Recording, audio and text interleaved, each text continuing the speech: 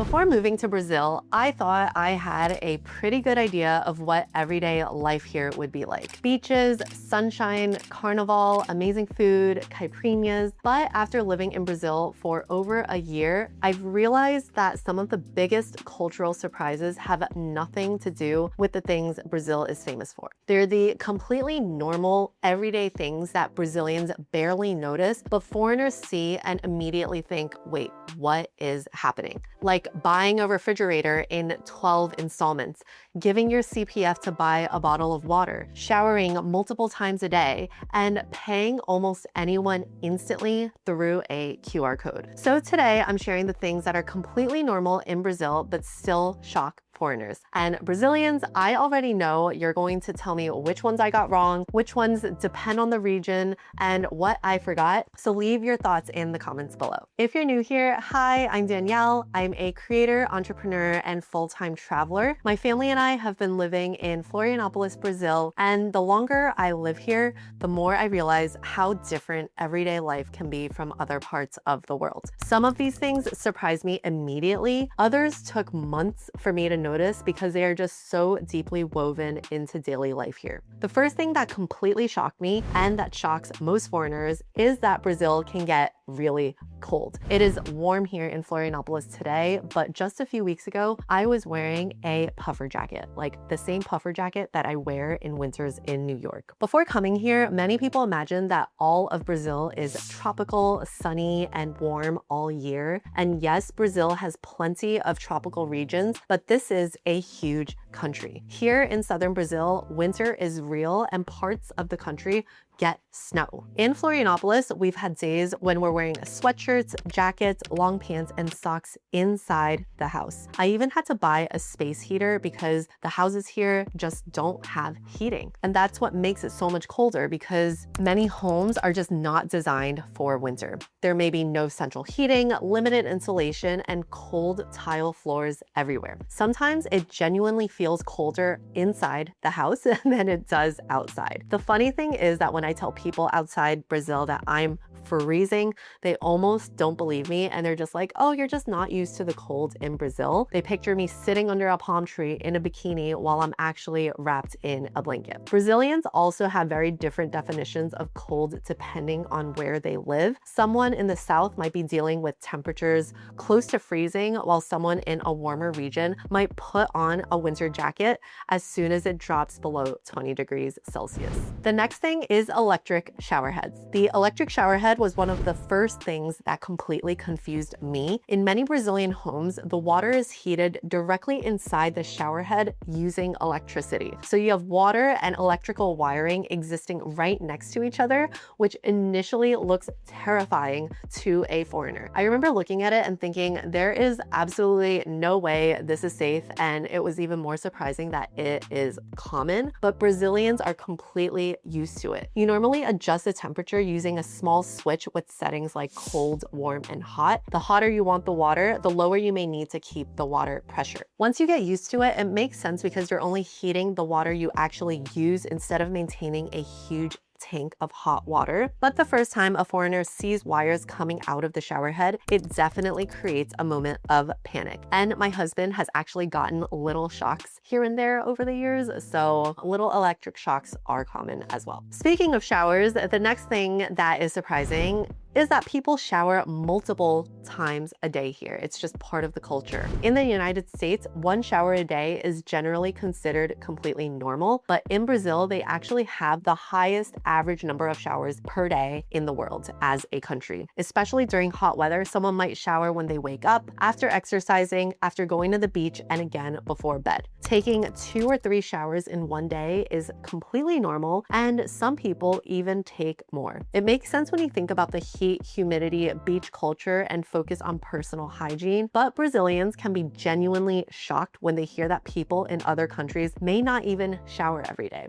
They think it's kind of gross. There's also a very strong expectation around smelling clean and fresh. Body odor is not something people are particularly relaxed about here. So yes, the electric shower head may initially scare foreigners, but Brazilians are getting plenty of use out of it. The next surprising thing is that you need a CPF for everything. A CPF is essentially a Brazilian tax ID number, kind of like a social security number. Everyone has one. But what shocks foreigners is how often people ask for it and how often people use it. You can be buying groceries, ordering online, getting a phone plan, signing up for a gym, booking a service, or making an extremely small purchase, and here, CPF. At first, I did not understand why a cashier needed my tax number when I was simply buying toothpaste, or why I couldn't sign up for a phone plan without having a CPF. But as a foreigner, you quickly learn that getting a CPF makes life in Brazil so much easier. Without one, you may struggle to complete online purchases, open certain accounts, access services, or register on Brazilian platforms. But once you have one, you start saying the numbers so frequently that you immediately memorize it. Most, if not all, Brazilians memorize their CPF, similar to how Americans memorize their social security number, except that they say it out loud much more often, like multiple times a day. The next thing is that Pix is everywhere. So Pix is one of the things that Brazil does incredibly well, and it confuses me why other countries don't have the same system. It's an instant payment system that allows you to send money directly from your bank account to someone else's bank account at almost any time immediately. People use it for everything. Think of it like Venmo, but instead of having a Venmo balance, it goes straight into your bank account. You can pay a restaurant, a babysitter, a street vendor, a friend, your landlord, or someone selling something through Instagram with Pix.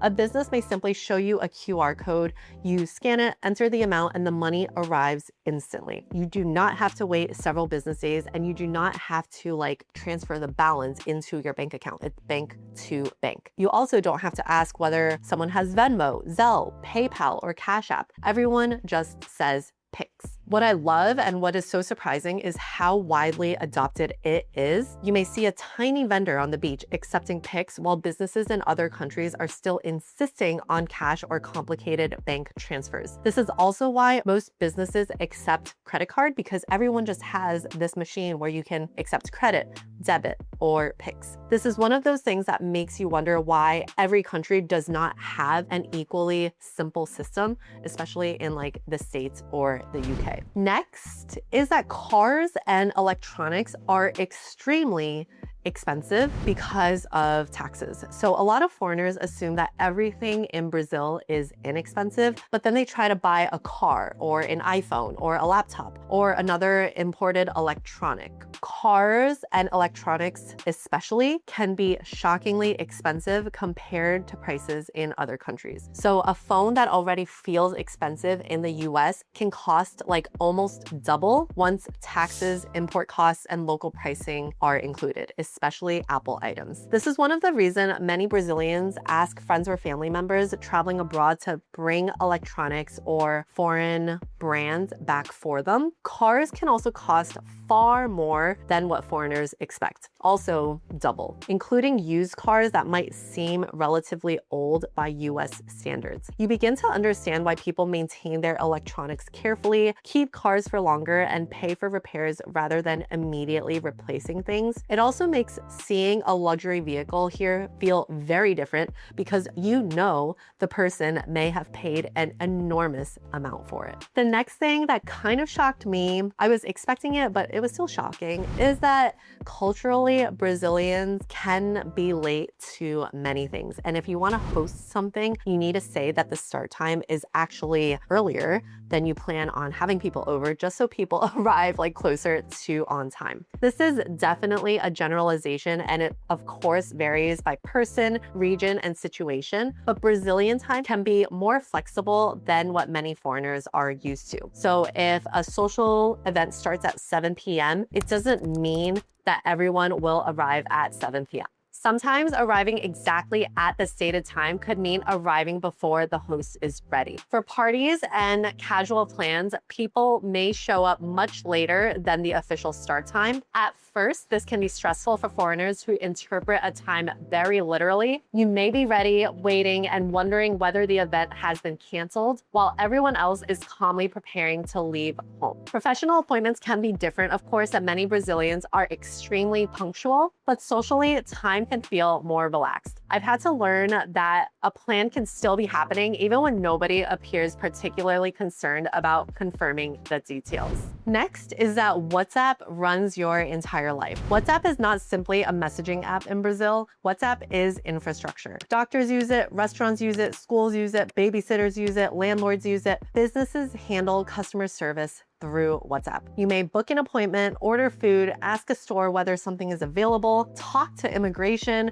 receive medical information, and join a neighborhood group all within WhatsApp. In the US, messaging a doctor directly through WhatsApp or iMessage would feel incredibly unusual. But in Brazil, someone may simply give you the doctor's WhatsApp number. Then there are the voice notes within WhatsApp. So Brazilians love voice notes. They can send a voice note that is essentially like its own podcast episode. Sometimes you ask a yes or no question and receive a 5-minute long audio response. People are also incredibly expressive with stickers, memes, and GIFs. There seems to be a sticker for every emotion and every possible social situation. After living here, regular text messages can start to feel strangely formal and emotionally flat. The next thing that surprised me is that installments are everywhere in Brazil. You can buy almost anything on a payment plan. Electronics, furniture, clothing, appliances, flights, and sometimes even relatively inexpensive purchases can be divided into monthly payments. You'll see prices listed as something like 12 payments of a certain amount instead of the full dollar amount. The interesting part is that installment payments are not necessarily reserved for people who can't afford the full price. It's just part of the system here. You can pay in installments. Sometimes the installment plan comes without interest. Other times you may receive a discount for paying the entire amount immediately through Pix or cash, which is like completely backwards because in America, if you want to pay through installments, you get charged interest. You'll never get a discount. So when buying something like at the supermarket or at the butcher, you may be asked à vista or parcelado. Are you paying in full or in installments?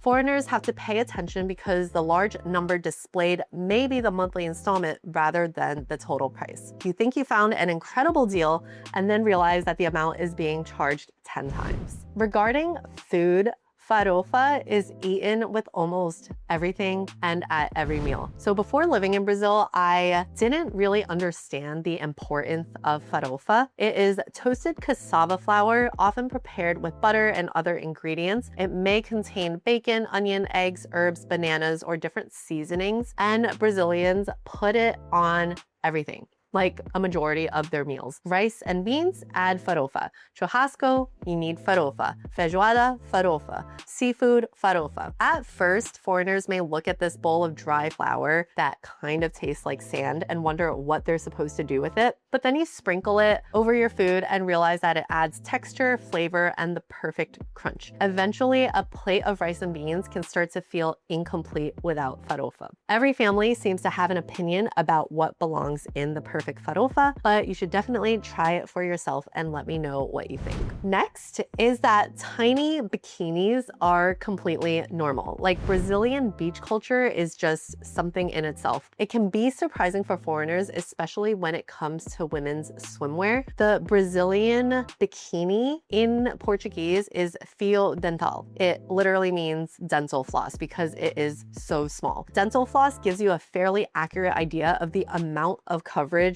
involved. And what I find interesting is that tiny bikinis are often treated much more casually here than foreigners might expect. Like you'll see everyone wearing it. There is no age to wearing like Brazilian bikinis. Women of different body types wear them confidently. The beach can feel less like a place where everyone is trying to achieve one specific perfect body and more like a place where bodies simply exist and you want a really nice tan. It gets to the point where if you wear a larger bikini bottom or more coverage, it can make you feel more conspicuous than wearing a tiny one. You may arrive thinking your swimsuit is completely normal and suddenly feel like you're wearing shorts at the beach. Brazilian men also tend to wear much smaller swimwear than many American men are used to. The overall lesson is that Brazil has a very different definition of what counts as conservative beachwear. Which brings me to the next surprising thing, is that fitness and beauty are major parts of the culture. Brazil has a very visible image culture. There are gyms everywhere, people exercise outdoors in outdoor gyms and parks, run along beaches and boardwalks, play foot volley, surf,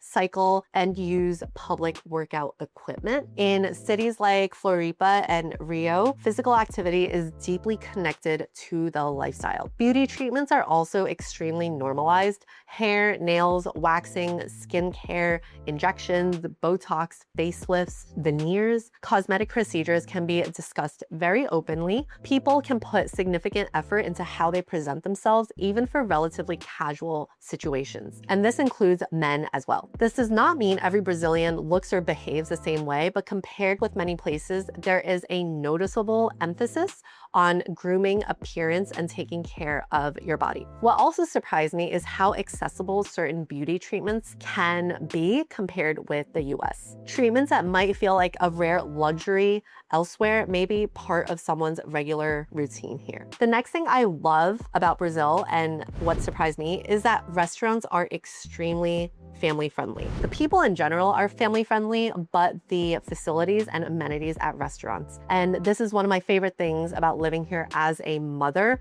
is how welcome children often feel in public spaces. So many restaurants are designed for families. Like some have playgrounds, playrooms, outdoor areas, staff members supervising children's activities. So instead of parents feeling like they need to rush through dinner before their child bothers someone, the entire setup may assume that children will be there. People are also incredibly warm towards babies. Strangers smile, wave, talk to them, and play peekaboo. Servers may pick up a dropped toy or help make the space for a stroller. When I walk somewhere with my son, people engage with him constantly. They're always like, oh my God, que fofinho. And then they make you feel so good about having a child. Coming from places where parents sometimes feel judged simply for bringing a child into a restaurant, this difference is significant. Brazil feels like a place where children are included in everyday life rather than separated from adult social life. And then last but not least, what I love, but surprised me at first, is that people are very physically affectionate. Like Brazilian greetings can be an adjustment because people hug. They'll kiss you on the cheek. They'll touch your arm while speaking, and they'll constantly just be like, touching you. Friends may stand close together and show affection very naturally. The number of cheek kisses can also depend on the region. Sometimes it's one, sometimes it's two, sometimes you hesitate and accidentally create like an awkward, like, what do I do when greeting someone situation. In the US, especially in more formal settings, people may keep more physical distance or simply wave or handshake, but in Brazil, that can sometimes feel cold. You may be expected to greet every person in the group rather than simply saying hello to the room. And leaving can take another 20 minutes because you also need to hug and say goodbye to everyone individually. But once you get accustomed to it, I love it. Interactions in other countries can start to feel strangely different, and you're like, why don't people hug and kiss more? So what I love about these differences is that none of them are inherently better or worse. They simply reveal how many parts of everyday life are cultural. The way we pay, communicate, shower, eat, greet people, raise children, and even interpret time can feel completely normal until we move somewhere else. Then suddenly we realize that our version of normal is just one version. Living in Brazil has made me appreciate things that I never expected. It also forced me to adjust and express myself in ways that I otherwise would never have. So now I want to hear from you. If you're Brazilian, which one of these things do foreigners misunderstand the most? Did I forget anything? And please tell me which parts are completely different in your city or region, because Brazil is enormous. And I know that life in Florianopolis is not the same as life in everywhere else. If you're a foreigner who has visited or lived in Brazil, what shocked you the most? Leave a comment, because I have a feeling that Brazilians are going to have a lot to say about this one. Make sure you subscribe for more videos about Brazil, travel, entrepreneurship, and building a life and business on your own terms. Thank you so much for being here, and I'll see you next week.